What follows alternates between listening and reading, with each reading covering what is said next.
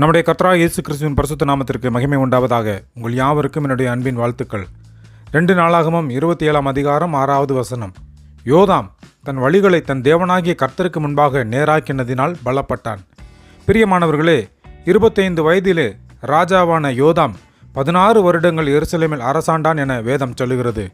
அவன் தேவனுடைய பார்வைக்கு செம்மையானதை செய்தான் என்றும் வேதம் சொல்லுகிறது. அவன் அம்மோன் புத்திரருடைய ராஜாக்களோடு யுத்தம் பண்ணி மேற்கொண்டதினால் அவனுக்கு வெள்ளியையும் கோதுமைகளையும் வார்கோதுமைகளையும் கொடுத்தார்கள். எண்ணத்தினால் அவன் தன் வழிகளை தேவனுக்கு முன்பாக நேராக்கினதினால். நீதிமொழிகள் 16 அதிகாரம் 7வது வசனம் இப்படியாக சொல்லுகிறது. ஒருவனுடைய வழிகள் கர்த்தருக்கு பிரியமாயிருந்தால் அவனுடைய சத்துருக்களும் அவனோட சமாதானமாகும்படி செய்வார் என்று. பாருங்கள், சத்துருக்களே இல்லாத வாழ்க்கை எப்படி இருக்கும்? சமாதானம் நிறைந்ததாய், ஆனந்தம் பெருகினதாய் காணப்படும். யோதாமனுடைய வாழ்விலும் அப்படித்தான் இருந்தது.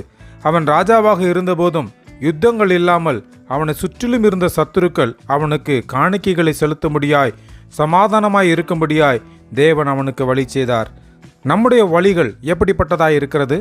பல திருப்பங்களை கொண்டதாகவும் பல சந்திப்புகளை கொண்டதாகவும் அல்லவா காணப்படுகிறது.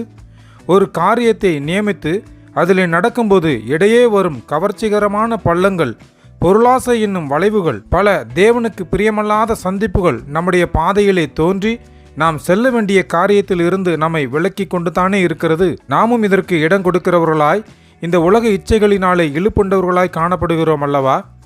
சில நேரங்களில் அது நமக்கு சிறந்த ஒன்றாக காணப்படும். ஆனால் தேவனை முன்னிறுத்தாத எந்த வழியும் அவருடையது அல்ல. அதன் முடிவு மரணம் என்று நீதிமொழிகள் 16:25 கூறுகிறது. எனவே நம்முடைய வழிகள் எப்படிப்பட்டது என சிந்தித்து பார்ப்போம். நாமும் நம்முடைய வழிகளை தேவனாகிய கர்த்தருக்கு முன்பாக நேராக்குவோம். தேவனுடைய ராஜ்யத்தை கட்டி எழுப்பும் பலவான்களாய் மாறுவோம். கர்த்தர் தாமே நம்மை ஆசீர்வதிப்பாராக. ஆமென்.